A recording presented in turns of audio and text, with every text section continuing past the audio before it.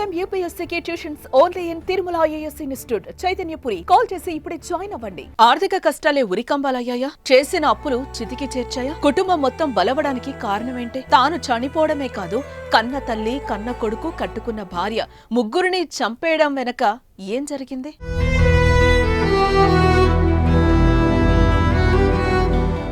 కర్ణాటకలోని మైసూర్లో జరిగిన ఓ దారుణం అందరినీ కలిచివేస్తోంది. ఒకే కుటుంబానికి చెందిన నలుగురు చనిపోవడం సోమవారం విస్మయానికి గురిచేస్తోంది. ఉన్నత ఉద్యోగం, వ్యాపారం చేస్తున్న ఆ కుటుంబం ఆర్థిక కష్టాలతో ఆత్మహత్య చేసుకుందనే వార్త నమ్మలేని చేదు నిజమైంది.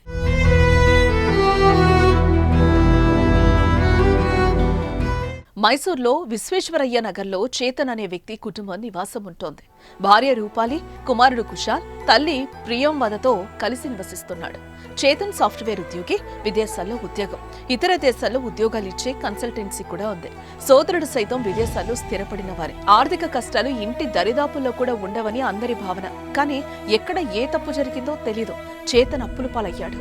అవి తీర్చలేక సతమతమయ్యాడు. మరో మార్గం లేక భయానకమైన నిర్ణయం తీసుకున్నాడు.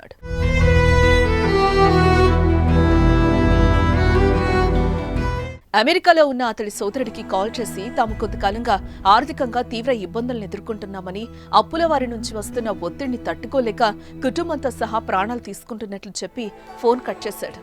అతడి సోదరుడు పలుమార్లు ఫోన్ చేసినా ఎత్తలేదు. దీంతో చేతన్ సోదరుడు వెంటనే స్థానికంగా ఉన్న బంధువులకు విషయం చెప్పాడు. వారు మైసూర్లో చేతన్ కుటుంబం నివసిస్తున్న సంకల్ప్ సెరీన్ అపార్ట్మెంట్ కు చేరుకుని చూడగా గుండె పగిలింది. చేతన్తో పాటు ఈ నలుగురు కనిపించారు.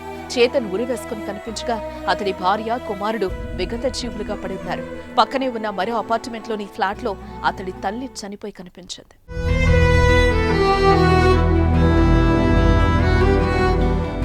చనిపోయిన అపార్ట్మెంట్లో ఈ కుటుంబం గత 10 ఏళ్లుగా నివసిస్తుంది.